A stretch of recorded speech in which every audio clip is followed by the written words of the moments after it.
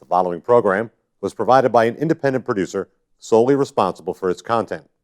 The opinions expressed do not necessarily represent the views of this station, its staff, board of directors, or underwriters.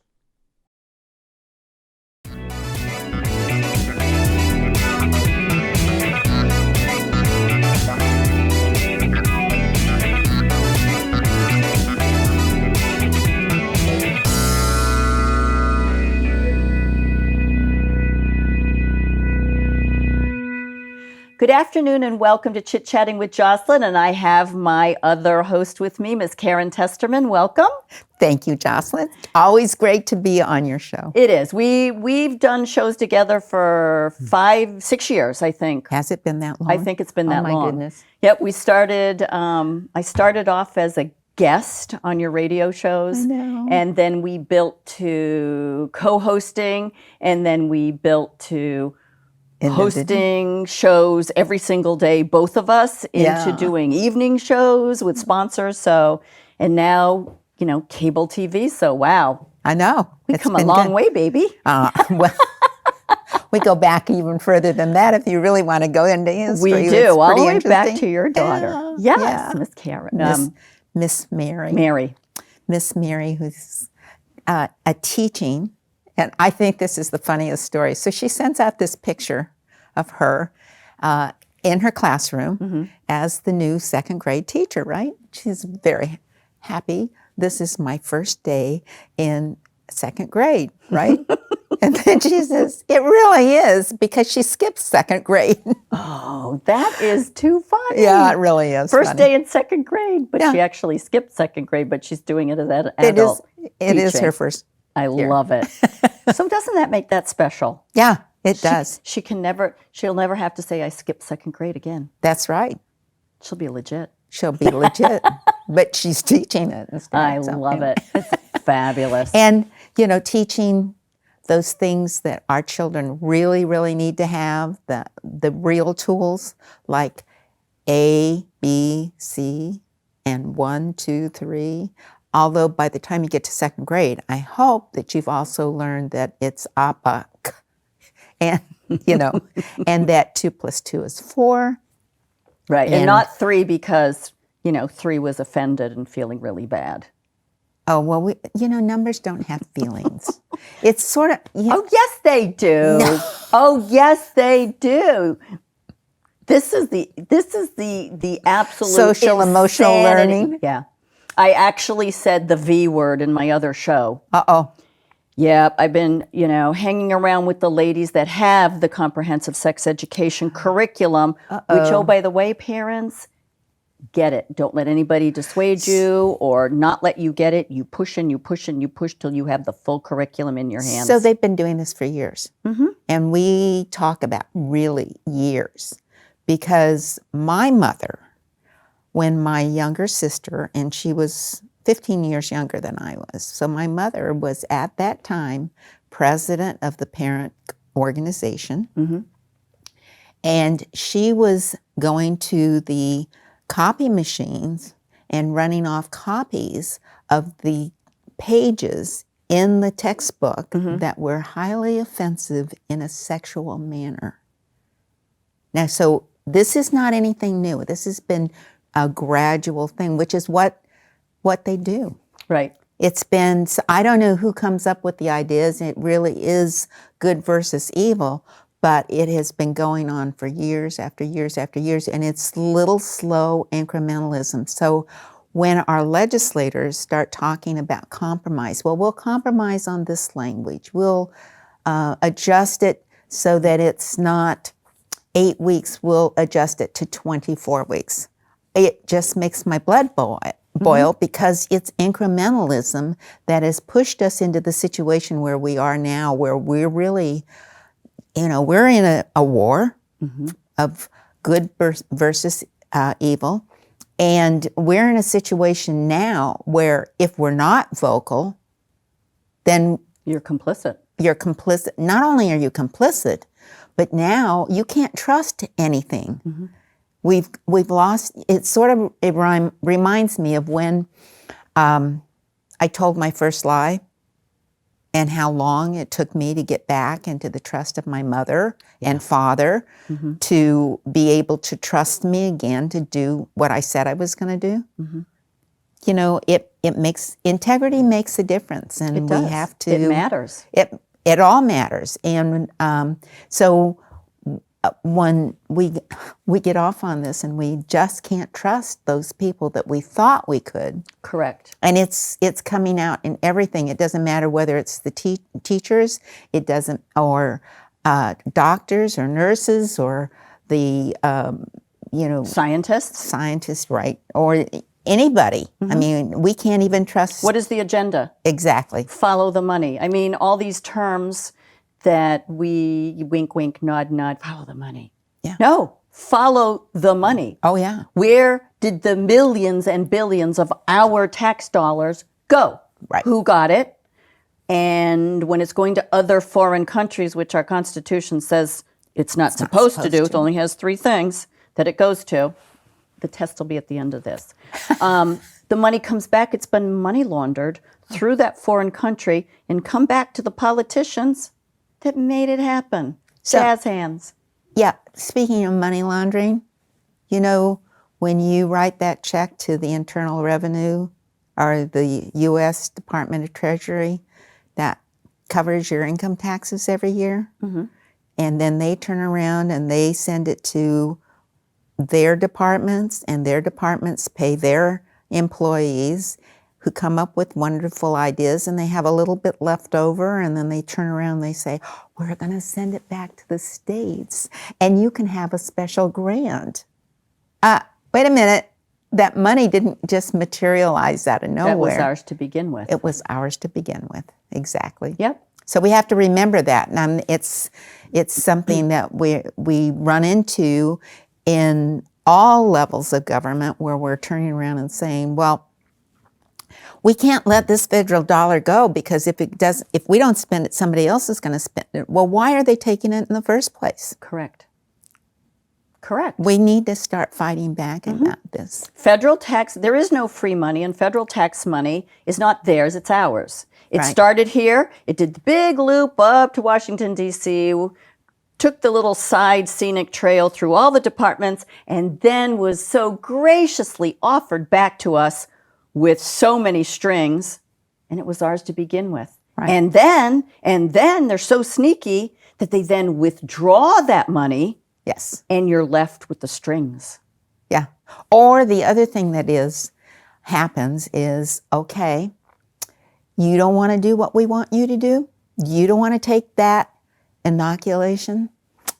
Then we'll start removing your ability to get the dollars, the federal dollars that we promised you in your Medicare and your Medicaid, in your Social Security. How many people are dependent upon the federal government at this point for their livelihoods? An awful lot of people. Because during their working lives, a tax was taken out of their paycheck weekly that was for Social Security, and another tax was taken out for Medicare, and we were led to believe, because they took it as a tax, it didn't say kind of like, to go in the pot and we'll use it. No, it said Social Security tax, it said Medicare tax, so therefore we paid for it 40 years, 45 years, 50 years, with the understanding that as a tax.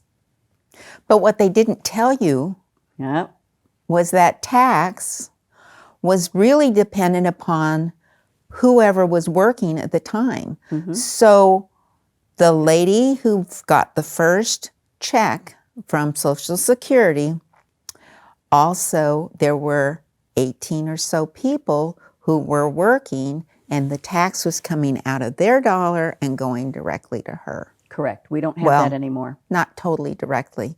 Remember, there was somebody that was being paid to do those, oversee all of that, that the numbers were being done right and everything else. So there was somebody that was being paid there, and employees. But it did then go to her. Yep. All right, let's change subjects and talk about Tuesday. It's not so much a change subject, because Not really, it's the 'cause it's kind of the power. same thing. It is Yeah. So somebody stood up, civil disobedience if you want, Maybe it was the facial covering. Maybe it had to do with the inoculations. Maybe it had to do with something else that they were concerned about, like using our tax dollars to pay for the destruction of human life. How about the mandate that's not a law? The regulation that's not a law? Yeah. That list that I read? Yeah. I don't that are know not what it laws. was that stimulated it, but one person Started this. started it and said, you know what? Let's get together and we'll start talking about this on a specific date. Actually, I think it may have been a reaction even to the Health and Human Service meeting that was supposed to be talking about the vaccine registry. And people have already been very, very concerned about that intrusion into our privacy.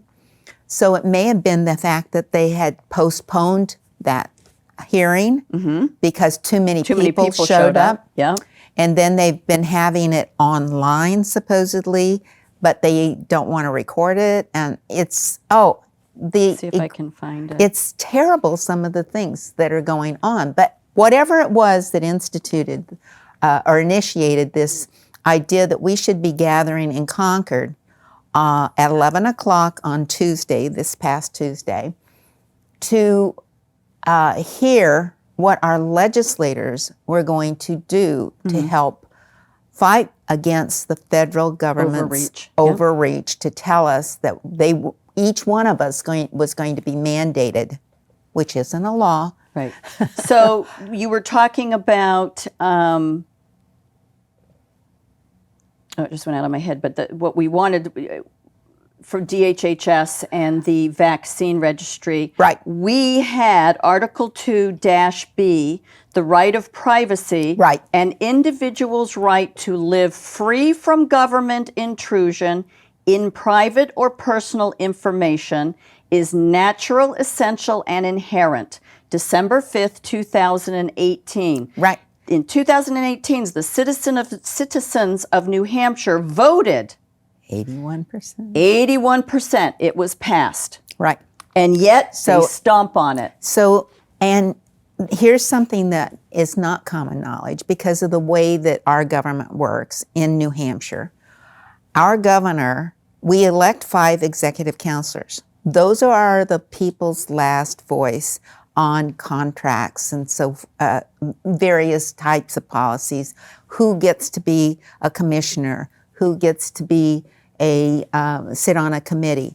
These are things that are decided by the executive council.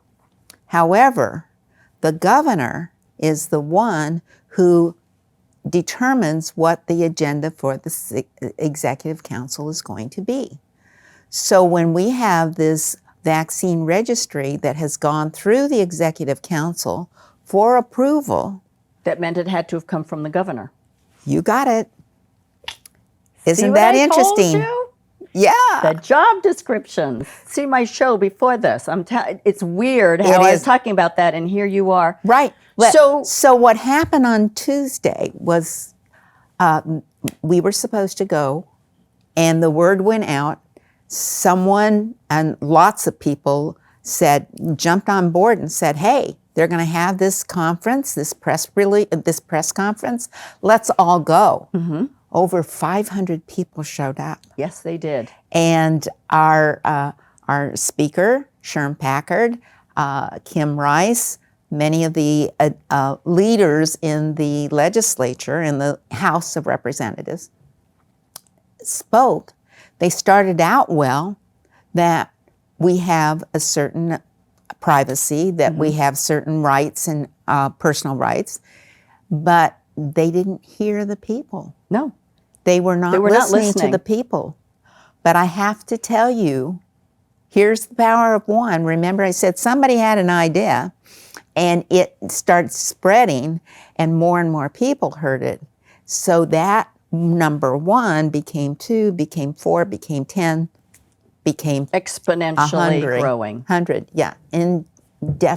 Just huge numbers. 500 people is a lot of people. Right. Well, and that was just one gathering in Concord.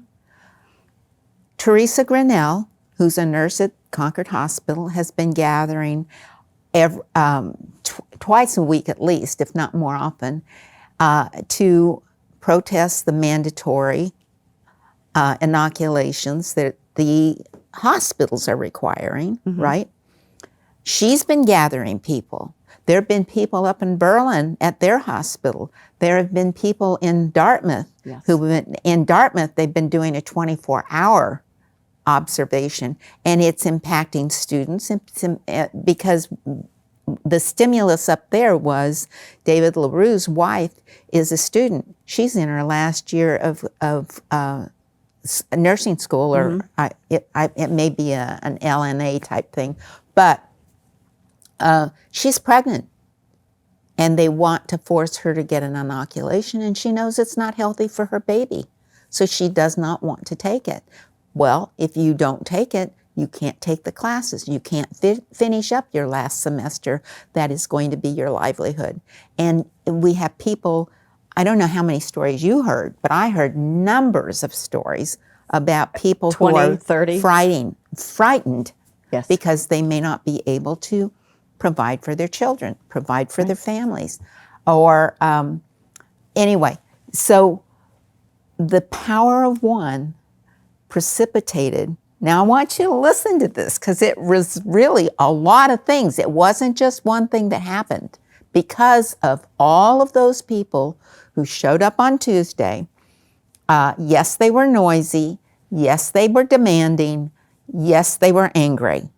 But wait a what minute. they did, But wait a minute. That's the history of the United States. When something is wrong, that's right. you push back. And if you don't listen, you end up in a revolution. Well, I'm not saying that's what's going to happen, but if you're not listened to, you keep talking until you're heard. So I want to tell people about the results, but the other part of it is, and this is really important, is that in our Declaration of Independence, it says that when the government gets out of control, much better words than mine, but when the government gets out of control, it is not only our right to protest. It is our duty. We are obliged to come up and say something is wrong. And so you police officers out there who are watching this and don't like what you're seeing, please contact me, because I have something going on. But it's Karen at KarenTesterman.com. But the other thing, the results of all of those people showing up, Mr. Packard went in and immediately filed a bill, an LSR, a legislative service request, to initiate a bill to fight back against the federal government's intrusion into our lives. Right. And let me just qualify for the three branches of government. The federal is the executive branch, is the president. The executive branch of your state, of this New Hampshire, is the governor. Their job description is to enforce law. They cannot make law. They make mandates and they make a lot of fancy words, but it's not law. In addition, any emergency order or executive order, whichever fancy term they want to use, the president or the governor, that executive order applies to the employees of their administration, the executive branch only. That executive order does not bleed down into federal employees or state employees. It is their administration only. So when you hear the word overreach, we are talking, that's being very kind. Yes, it is. The President of the United States cannot make law. All he's done is an executive order, and that only applies to the people in the White House. But yet, what are we looking at? The same with our governors. Your executive and emergency orders are yours only, and for your executive council and all you little people in your little office. They don't apply to us, and they don't apply to state employees. Know this, people. Yeah, if Know you don't this. know your rights, you don't have any. You don't have any. Right? So that was the first thing that happened. Then Representative Mike Sylvia also submitted a constitutional resolution, constitutional amendment concurrent resolution. I'm sorry, it's a big mouthful, but I didn't want to do CACR. But I didn't that's what want it to do means. the, I hate it when we get those CACRs, things, the yeah. alphabet things, and you're trying to, anyway. He filed a CACR that would basically say what our 10th Amendment already says, that those powers not written out and delineated in the U.S. Constitution, in the New Hampshire 39 Bill of Rights Constitution, are left to the states and the people.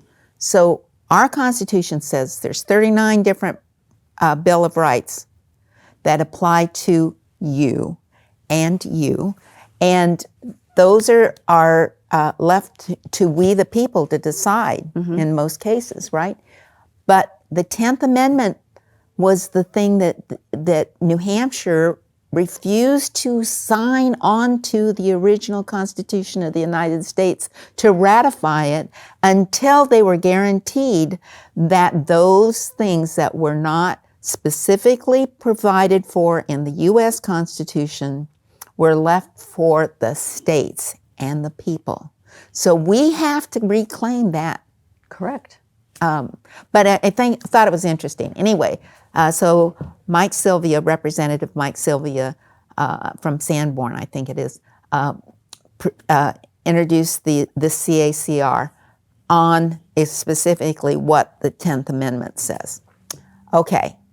Then the Executive Council was, the governor did have a press conference, and he started to get a little bit, well, I think we need to stand strong against the federal government because they don't have any authority here. You think?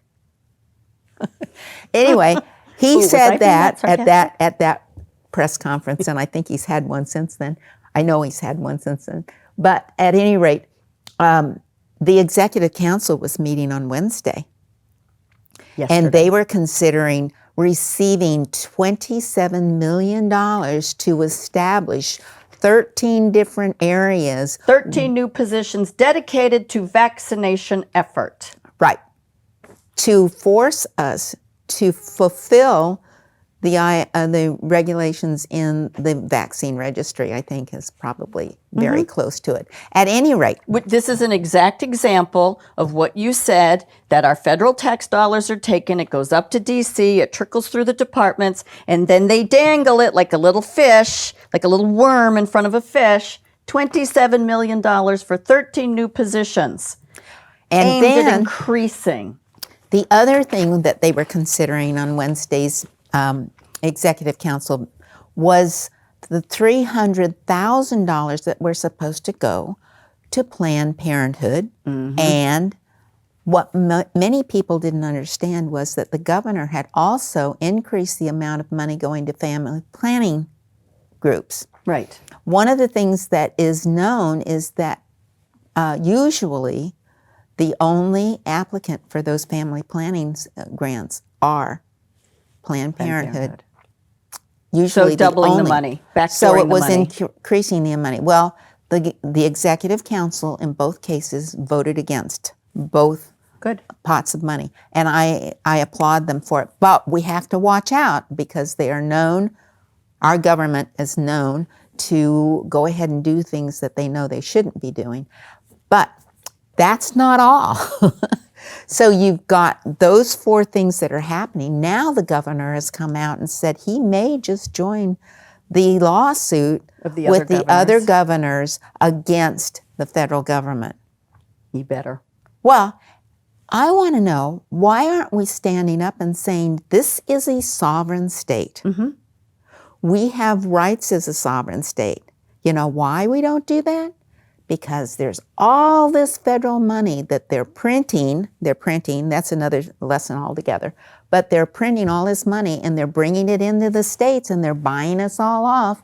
And one of the stipulations is if you don't do what we're telling you here with the mandatory inoculations, then you're not going to get the money. Well, you know what? We the people kind of don't care. We can keep our money here and not send any money up to D.C., and we can accomplish all of that. We should be looking at doing that. So one of the things that I want to alert people to. On October 16th, which is a Saturday, and this is an all-day workshop, so to speak. Starts at 9 o'clock in the morning, goes until 5:30. It's called a campaign management school, and it's one of the best that's been offered by the Foundation of Applied Conservative Leadership. If you're interested, please contact me, or and I will make sure that you get the application. We need as many applications as possible by the end of September, so that we can be sure to have the class. Otherwise, they cancel it if they don't have enough students. So if we want this, we need to do it. And everybody, you need to know how to be a good activist. There's an activist training as well, but we also need, for those people who are going to go to become a selectman, to becoming a city councilor, to being the library trustee or the cemetery trustee, no matter what it is, if we don't take our government back at the local level, we're going to lose it. We can't keep pointing our fingers up to Concord, up to Washington, D.C., or down to Washington, D.C., and expecting somebody else to do the job. We have to do it. It's up to we the people. And we have to know, which is what all these shows are about, and the branches of government, and what the job descriptions are, how much power we really have, but we've abdicated it, and we need to take it back full force, and they're not going to like it, and they're going to yell and scream, and so are we. But the best place to find out what your rights are is in the Constitution. And I have a book that has all three constitutions in it. The first New Hampshire Constitution, the current New Hampshire Constitution, and the U.S. Constitution. And when you read through those, they were made for the average man on the street. Yep. They were made for the farmers. They were made for anybody to be able to sit down and talk about, these are the principles, and this is why we have them. And we need to know what our rights are, so that we can protect our rights. Correct. And those of our family and friends. Absolutely. So if you're in law enforcement, if you're a teacher, if you're anybody, please, please, please take the time to know the Constitution and teach those around you about what it says, so that we know what we can do to protect them. I love it. Thank you again. Another half hour just zipping on by, so we'll have to do this again next time. Thanks for joining me, Jocelyn, and Karen Testerman on Chit Chatting. We'll see you next week. The preceding program was provided by an independent producer solely responsible for its content. The opinions expressed do not necessarily represent the views of this station, its staff, board of directors, or underwriters.